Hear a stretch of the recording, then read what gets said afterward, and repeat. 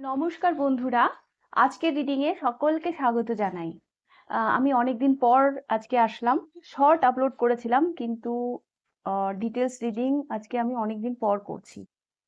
আর আজকে আমি আপনাদের জন্য একটা অফার নিয়ে আসছি। কালকে আমি কমিউনিটি পোস্ট করে দিয়েছিলাম। আহ, আমি আরেকটু বলে দিই। 24 অক্টোবর অবধি একটা দিওয়ালি অফার চলছে। তো এখানে আপনি 3 কোশ্চেন আমার কাছে জিজ্ঞাসা করতে পারবেন অনলি 499-এ। অনলি 499-এ আপনি 3টে কোশ্চেন করতে পারবেন। তো আমি এরকম দিওয়ালি অফার কোনোদিনও দিইনি। আমি বছরে একবারই অফার দিই, যে যখন আমার চ্যানেলের বার্থডে আসে, সেই জানুয়ারিতে, ডিসেম্বর জানুয়ারিতে। বাট আমি অনেক সময় দেখি অনেকে রিকোয়েস্ট করে, দিদি একটু কমান একটু কমান। তো তাদের জন্যই আমি এই অফারটা নিয়ে এসেছি। তো এই অফারটা 24 অক্টোবর অবধি থাকবে। হ্যাঁ, এনি 3 কোশ্চেন ফর অনলি 499। তো যারা যারা পার্সোনাল রিডিং নিতে চান তারা বুক করে নেবেন। ওকে, তো এটাই ছিল আমার বলার। এবার আর আজকে টপিকে আসবো। আজকে লাভ রিডিং করব। আজকে না সমস্যা নিয়ে কথা বলবো। আপনাদের সম্পর্কের সমস্যাগুলো আদৌ কি মিটবে? মিটলে সেটা কত টাইম লাগতে পারে? হুম এটাই আজকের বিষয়। এটা ম্যারিড আনম্যারিড বোথ দেখতে পারেন। সকলের জন্যই আজকের রিডিংটা। আর আমি আজকে পাইল হিসেবে ডেক রেখেছি। ডেক দেখে আপনাদেরকে চুজ করতে হবে। তো এটা পাইল নাম্বার 1। এই ডেকটা যদি আপনাদের ভালো লাগে, এটা পাইল নাম্বার 1। আর এইটা পাইল নাম্বার 2। তো ইনটিউটিভলি আপনারা ডেক চুজ করে নিন যেটা আপনাদের ভালো লাগছে। মনে হচ্ছে যেখান থেকে আপনি আপনার কোশ্চেনটা পেতে পারেন, কোশ্চেনের অ্যান্সার পেতে পারেন, সেভাবে চুজ করে নিন। আমি শুরু করব পাইল নাম্বার 1কে দিয়ে। পাইল নাম্বার 1 দেখে নেব আপনাদের রিডিং। আচ্ছা, সমস্যাটা আগে জেনে নিই যে আপনাদের সম্পর্কের সমস্যাটা কি।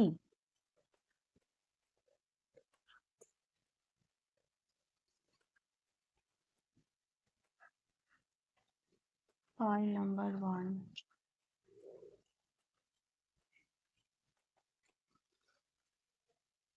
এই সম্পর্কে ক্লিয়ারিটি নেই।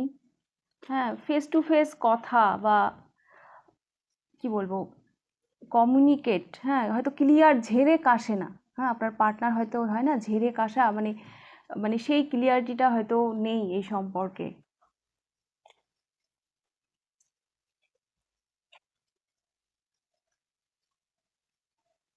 নাইট অফ কাপস,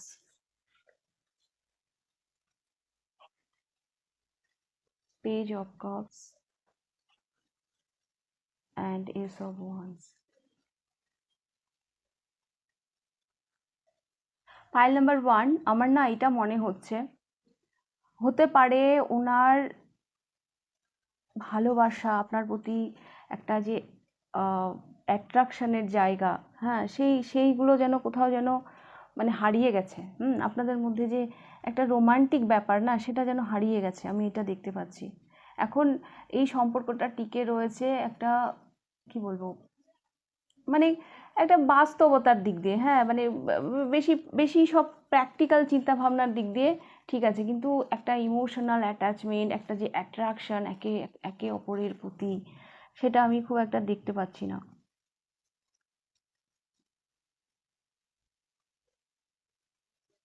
স্টেবিলিটি নেই এই সম্পর্কের। কোনো সম্পর্কে তো যত্ন করতে হয় না, সেইটা আমি দেখতে পাচ্ছি না। মানে রোমান্টিক ব্যাপারটা নেই। হ্যাঁ, আপনি সম্পর্কে তো রয়েছেন, কিন্তু রোমান্টিক ব্যাপারটা কিন্তু নেই এখানে। একজন প্রেম নিবেদন করলেও আর একজন সেটা সেভাবে রিসিভই করছে না। হুম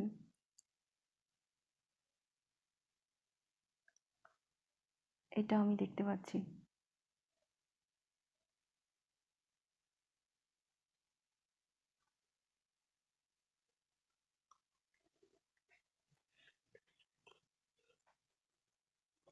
আর একজন না কিং এনার্জিতে আছেন, তো একজন পেজ অফ কাপস এনার্জিতে আছেন।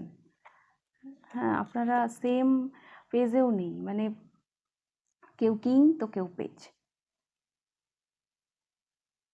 কেউ মুখিয়ে আছে একটু ভালোবাসার জন্য, আর একজন যেন সে ওভাবে ভাবেই না, ওভাবে ভাবতেই জানে না, এরকম একটা জায়গায় আমি দেখতে পাচ্ছি।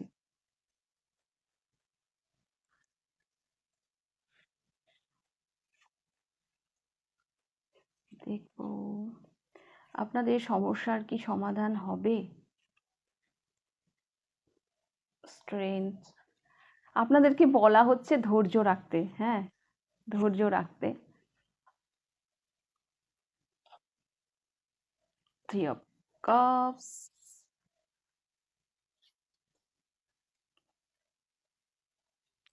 পাইল নাম্বার ওয়ান, এই এইখানে আমি না দেখতে পাচ্ছি যে এই মানুষটি হয়তো সারা জীবন আপনার নাগালের বাইরেই থাকবে, হ্যাঁ, কিন্তু একটা ইমোশন অ্যাটাচমেন্ট থাকবে আপনাদের। হ্যাঁ, মানে সব সম্পর্ক তো একই রকম হয় না, না।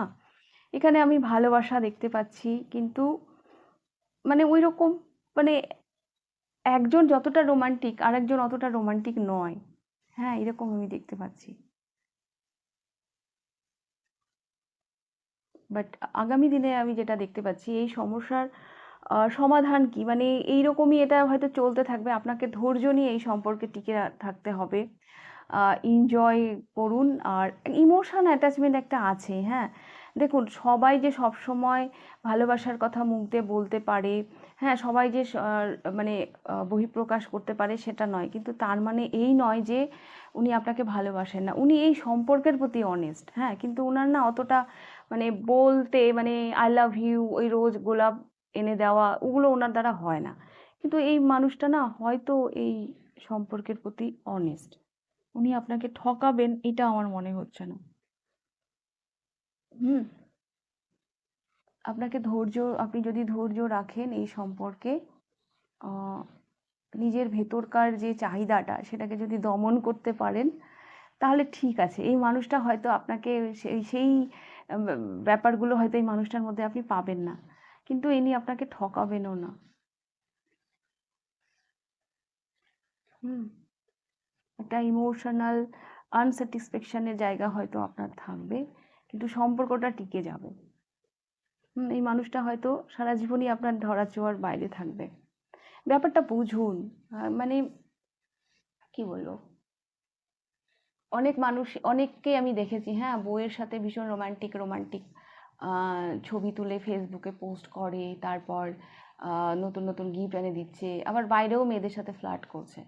হ্যাঁ, তো এই মানুষটা না সেই রকম না, কিন্তু উনি হয়তো বলতে পারেন না। হ্যাঁ, আপনি যতটা চাইছেন ওনার কাছে, যেভাবে এক্সপেক্ট করছেন, সেই সেই জায়গায় হয়তো মানে আপনাকে হয়তো অতটা উনি দিতে পারবেন না, কিন্তু তাছাড়া ঠিক আছে। ওকে, এমনি হেসে খেলে জীবন পার হয়ে যাবে। ওকে, ফাইল নাম্বার ওয়ান। তো এই ছিল আপনাদের রিডিং। আরও ডিটেলস জানতে গেলে আমাকে আমার হোয়াটসঅ্যাপ নাম্বারে কন্ট্যাক্ট করবেন। এখন তো স্পেশাল অফার চলছে 24 অক্টোবর অবধি। আর রিডিংটা ভালো লাগলে লাইক কমেন্ট শেয়ার করে দেবেন। তাহলে আজকে আপনাদের রিডিংটা আমি শেষ করছি। এবার আমি যাব পাইল নাম্বার টুতে। পাইল নাম্বার টু দেখে নেব আপনাদের রিডিং, যারা এই ডেকটি পছন্দ করেছেন। পাইল নাম্বার টু, প্রথমে সমস্যা দেখব। পাইল নাম্বার টু, কি সমস্যা চলছে আপনাদের লাভ লাইফে।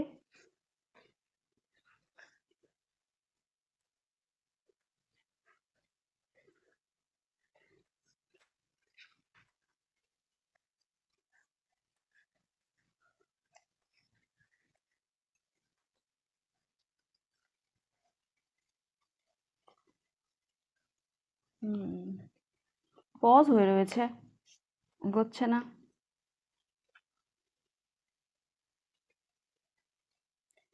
আপনার পার্সনের কমিটমেন্ট ফোবিয়া আছে, ইনি না কমিটমেন্ট দিতে চান না। আপনি সম্পর্কটাকে যত্ন করছেন, হ্যাঁ, এগিয়ে নিয়ে যাওয়ার জন্য, কিন্তু সম্পর্কটা এগোচ্ছে না, কারণ ইনার কমিটমেন্ট ফোবিয়া আছে, ইনি কমিটমেন্টে যেতে চাইছেন না।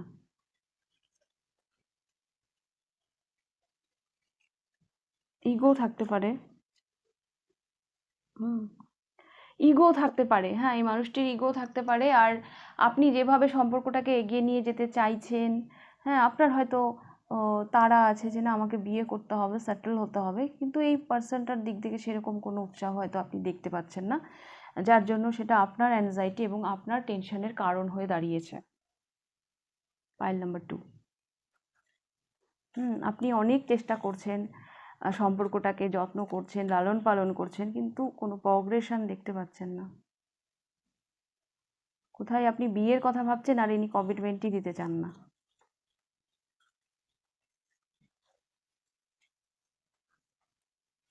তো কি এই সমস্যার সমাধান কি হবে?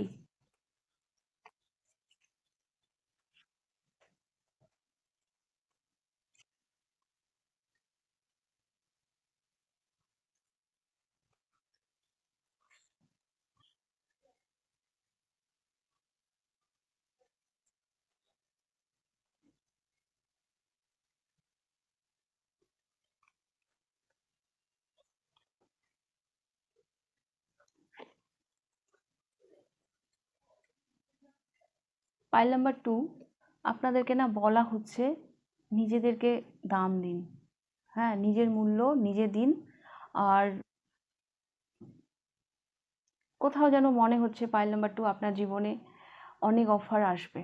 হুম, অনেক সম্ভাবনা আছে, কিন্তু এখান থেকে হয়তো আপনাকে মুভ অন করতে হবে। হুম, হয়তো এখান থেকে আপনাকে মুভ অন করতে হবে। এই মানুষটিকে হয়তো আপনি আহ, সেভাবে হয়তো পাবেন না, বা ইনি হয়তো যেটা চাইছেন, যেটা এক্সপেক্ট করছেন ইনার কাছে, হয়তো সেই জায়গাতে উনি কখনোই যেতে পারবে না, এরকম কিন্তু হতে পারে।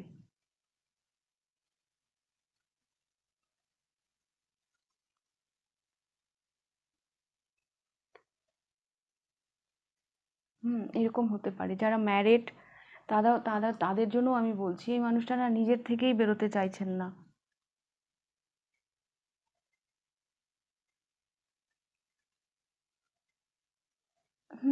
আপনাদের গাইডেন্স এটাই যে আপনি নিজেকে মূল্য দিন, জীবনের আরো অপশনগুলো নিয়ে ভাবুন, জীবনটাকে নিজের মতন করে গুছিয়ে নিন, আরো অন্যান্য যেগুলো কাজ করতে আপনার ভালো লাগে সেভাবে গুছিয়ে নিন। যারা ম্যারিড, আস্তে আস্তে লাইফটা ব্যালেন্স হয়ে যাবে।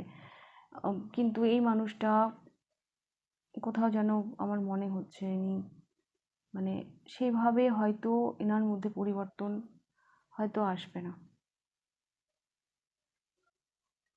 আর সেই ক্ষেত্রে আপনাকে অন্য অপশনের কথা ভাবতে বলা হচ্ছে, বা অন্যভাবে নিজেকে ভালো রাখার দায়িত্ব আপনি নিন। ওকে?